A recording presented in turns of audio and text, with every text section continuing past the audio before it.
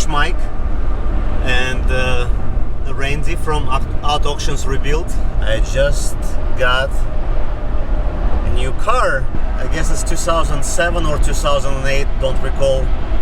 CLK550. Yeah, it's definitely water. That's the oil on the top, about half an inch maybe, and all of that is water. It's not even trying.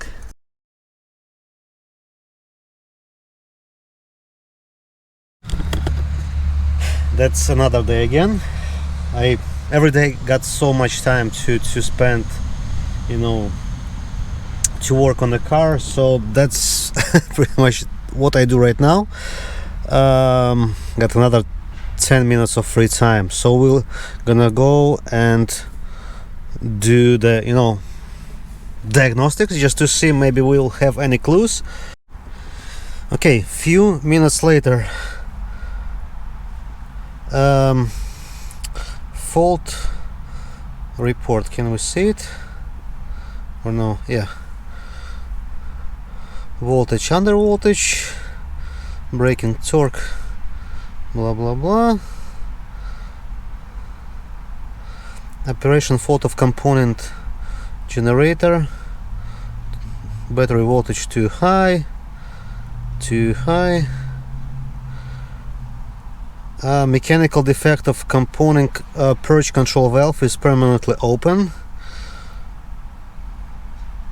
The left fuel level sensor has a short circuit to positive. Major leak in purge system, hose in system not connected or filler cap open. I guess it may be related to this mechanical defect or component purge control valve is permanently open. I guess this one is, those two are connected. ESP, blah blah blah. So pretty much TPMS, SRS, under voltage supply, over voltage supply, headlamps,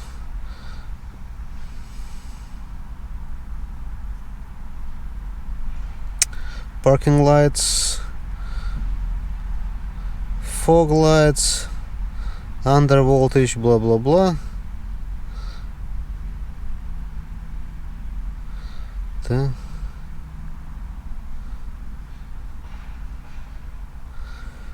Fog lights,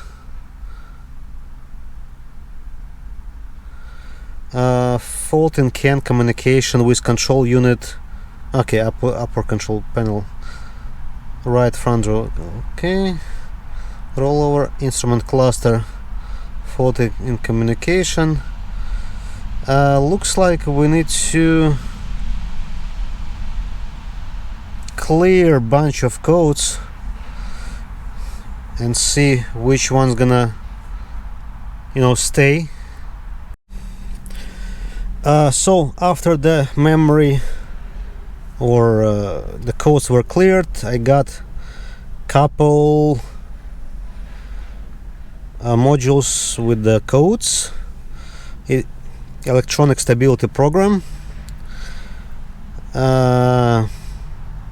communication to control module, steering column module is faulty, 0 point. Okay, that's nothing that would prevent this vehicle from starting. And the headlights, I also think this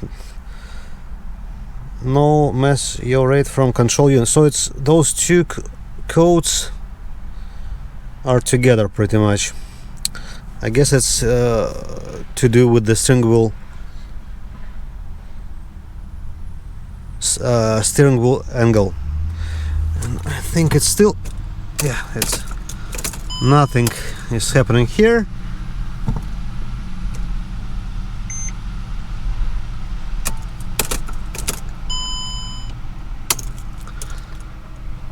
Okay, and let's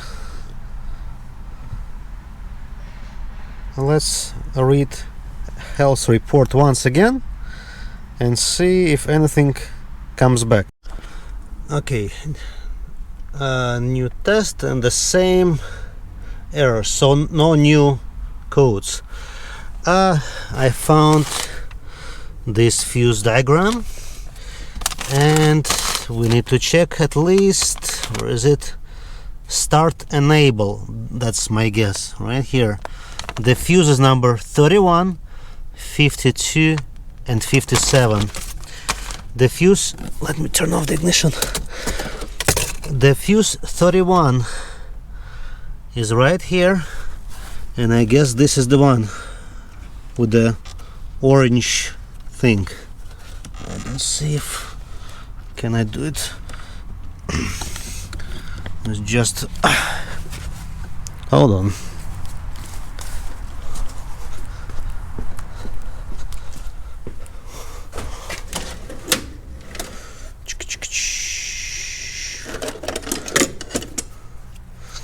Guess this should do it.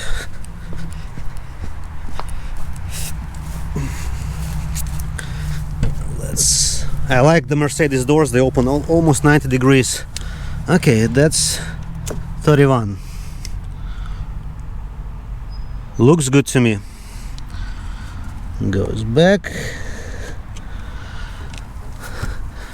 Then it goes, what was it? 52 and 57. Where are they? Is it under the hood? 43, 65. Yes, it's under the hood. 52 and 57. 57 and 52.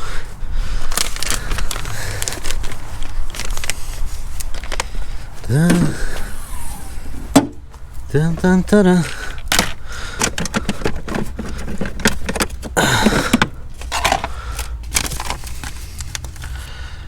57 should be 5 amps. Where's my pliers?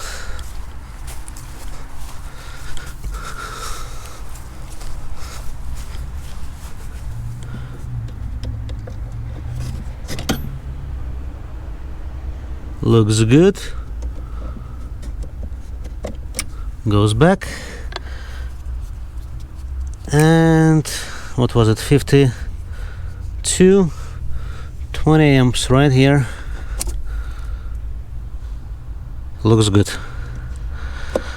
Okay, I guess next probably there should be some kind of starter relay. Probably. I'm gonna check on that, and if I'll find it, I'm gonna come back with some more testing.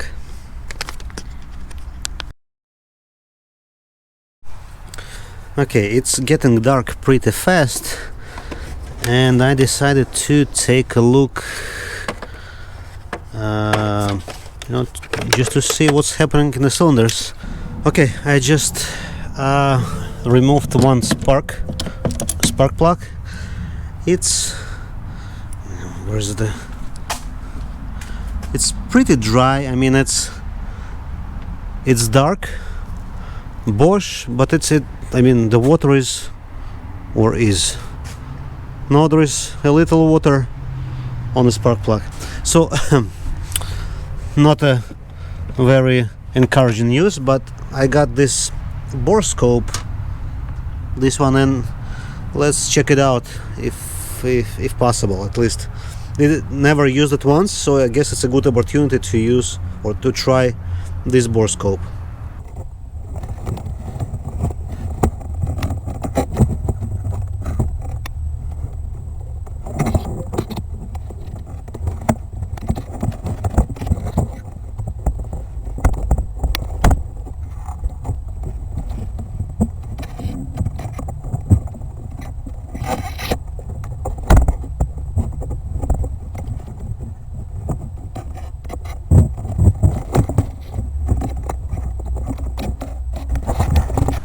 That's a new day again. Another 10 minutes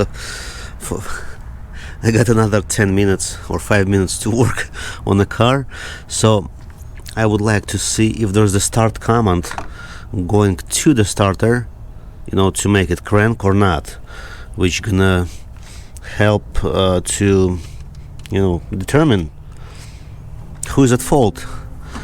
And we need like the fuse number 50. Where's the 52? Is it the 52? Yes, this is the one, probably. So this is the negative, and this is the fuse 52, 20 amps right here. Looks like it, at least. I'm not sure if you can see it because of this wire right here on the side.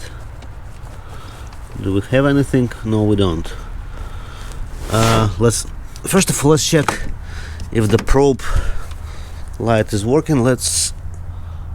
Yeah, so probe light is working, and this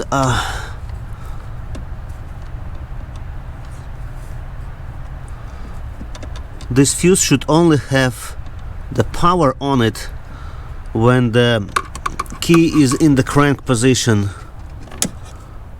I wanna. Okay.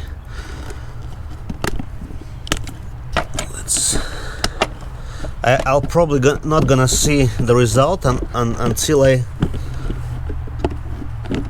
I see this footage, because it's gonna be hard for me to see. But let's check it out. Let me know, guys, if you can see anything.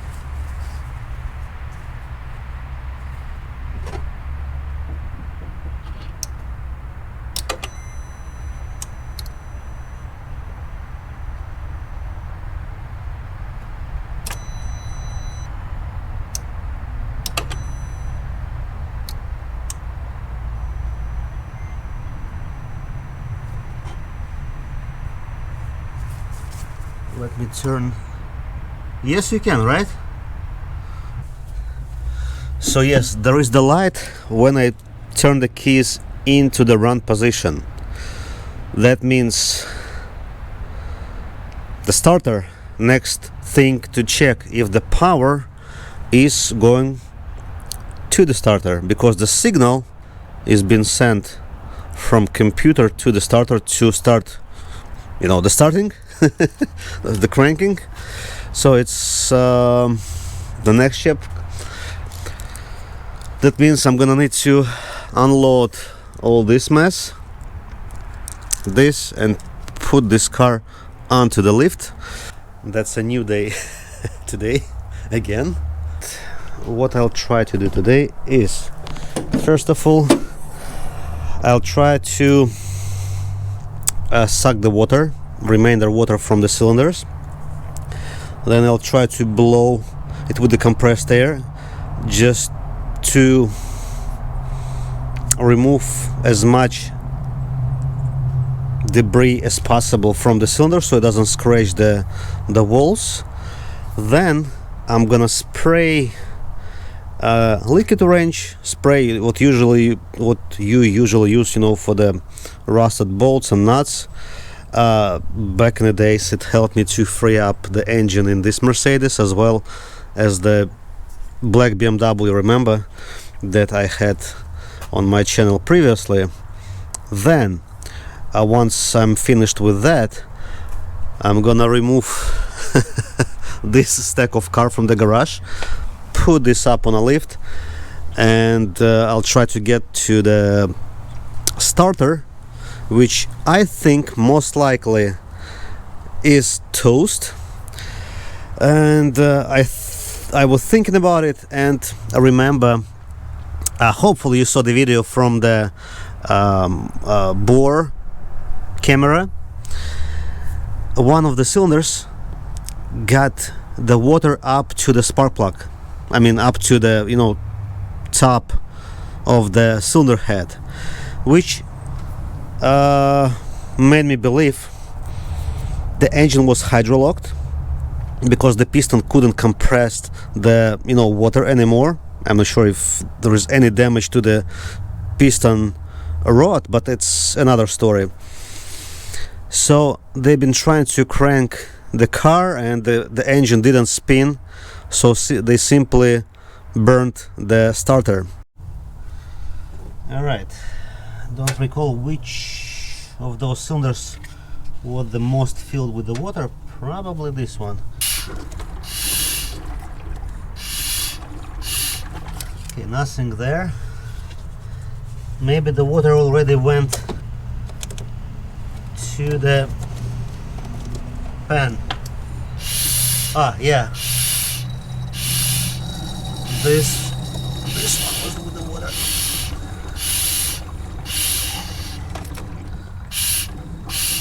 Okay. So that's my theory, that this cylinder was the culprit for the original starter to burn in case it's burned. Maybe it's totally wrong, but I don't see any other reason.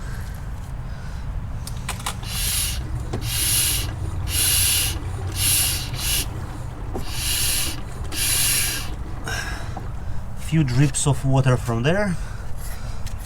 I don't know what's the number of the cylinder, but it's like number 3 from here and number 4. Nothing there.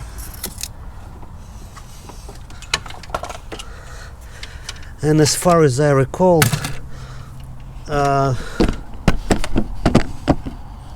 there were no water accumulation on that side.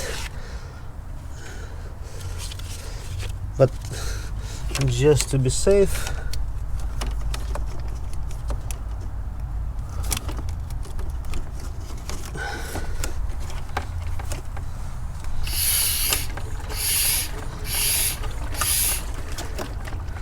yeah, nothing that I'm concerned about.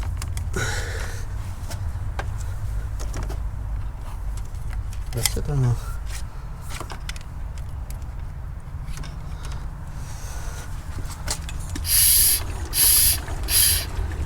Nothing here, and the other two were totally dry, at least on the moment.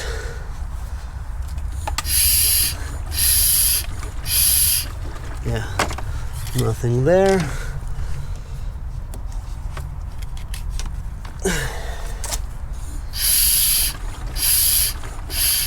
And nothing there. Okay.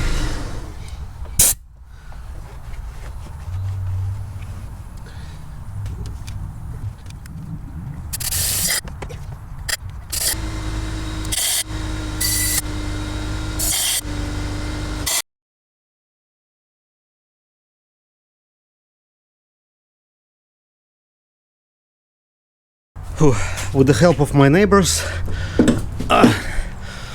we pushed this one in the garage, and now I would like to disconnect the negative from the battery, because there is a fat positive wire going right to the starter, and we don't want to make a short circuit. Where's my number 10? All right, negative. Whew. All right, now we are safe. I'm gonna raise the car and we'll go from there.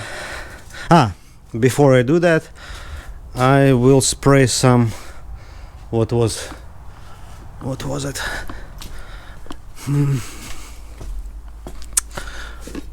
I'll spray some liquid wrench into the cylinders, so it's kind of protect at least somehow, in case the engine gonna be spinning eventually. Maybe not, maybe yes. I'm gonna spray some stuff into the cylinders, and then I'm gonna raise the car and we'll go from there.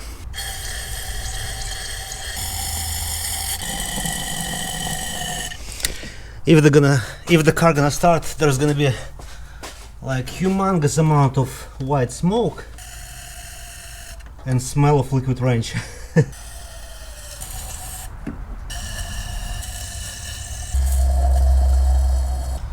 Yes, this should be enough. How it goes. The shields are off, and this is how it looks above the shield.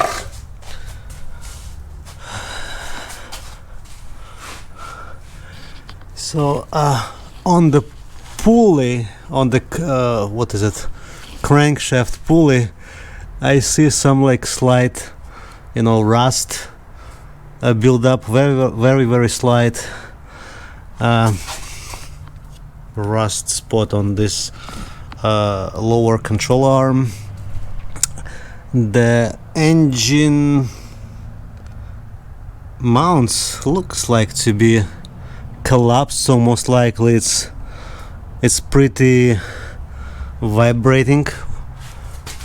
I guess you can let's translate it to English. Most likely the car is vibrating when the engine is running. What else? So yeah, I'm gonna start to remove the part of the, you know, thing. It's gonna be two O2 sensor connectors. I'm gonna remove them. I remember it was pretty tricky on 350 to get to the bolts that are, you know, securing the converter to the headers. I don't have much let's say trust into those bolts, so most likely they eventually gonna need to be replaced. Those looks fine to me, but we'll see. All right, it's pretty clean in here.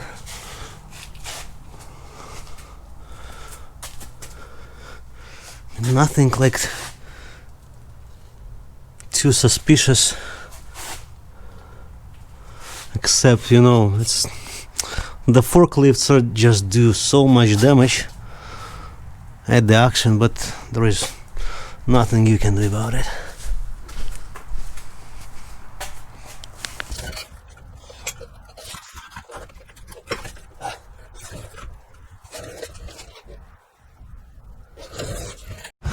My battery is dying, but I wanted to show you this. Removing the exhaust, there is the waterfall from the exhaust. Alright, I got the part of the exhaust removed. It was absolutely very easy, absolute fun. So this is the place right here where the starter was you know, sitting right here. So I removed this starter. This is the old one. This is the one that I have from my other project cars or parts cars. So let me demonstrate you the replacement one that I have. Negative connected to the you know, metal, the positive connected to the, you know, big connection right here, and this, the little one, is the control. So technically, if I will apply the positive onto the control, it should, you know, crank. Woo! It definitely cranks. So again, this is the one from my warehouse, let's say. Good. So this one is definitely good. This one is from this Mercedes. 1, 2, and nothing's happening. So that's the reason why Mercedes was not cranking. I'm gonna install the replacement one. Hopefully I'm gonna install it, because it was quite a finagling there, you know, to remove the old one. There is no much space to, you know, maneuver. So that's that. Once I'm gonna install it back, I'm gonna turn on the camera and we'll try to at least crank the engine. There is no spark plugs, nothing, so we're just gonna see if it's gonna turn over, if the pistons are not seized, you know, in the with the cylinder walls. Hopefully the liquid wrench did its thing. It's been probably a couple hours from the moment I sprayed some in, and so yeah, we'll see. Stay tuned. Like always, it's getting dark. Okay guys, it took me literally like 3 minutes to put this replacement starter here. Here is it. Here it is, I guess. Right here. And just kidding, it was a freaking nightmare. The problem is, either you secure the wires in the back of the cluster and not cluster but starter, and then you cannot, you know, put it starter in place, or you put the starter in place and then it's like a real pain to, you know, to attach the wires to the back of the starter. It's like ridiculous, but it's there. Hopefully it's the one that was, you know, turning over. So right now, I guess, before I, you know, connect anything back, I'm gonna lower the car and I'm gonna crank the engine just to hear if it cranks, and that's gonna be the task for today. Tomorrow we'll see what's happening next, if I'm gonna install the, you know, exhaust back in place, or what we're gonna do with this car, I don't know yet. But at least let's hear it's cranking. Hopefully I won't score the cylinders too much with the debris, whatever left in there. That's it. So let's lower the car and see what's happening. You know, sorry for flickering, but at least it's something. And now I'm gonna briefly crank the engine. No, I am not, because we need to connect the negative. Alright. And now I'm gonna briefly crank the engine.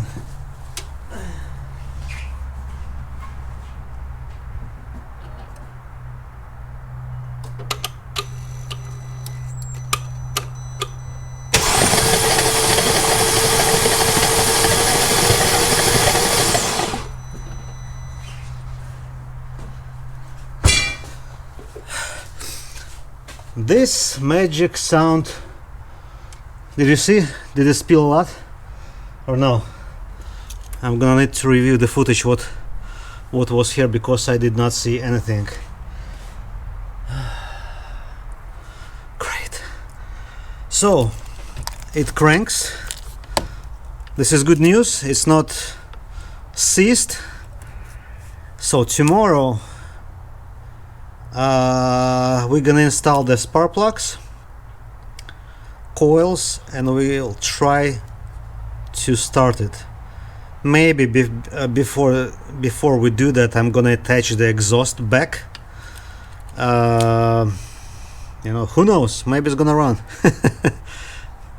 There are not many chances, since it had a lot of water. But you know, miracles happens sometimes. All right, thank you for watching, and I'll see you, how Chris Fix says, and I'll see you, this is the engine block, I'll see you tomorrow.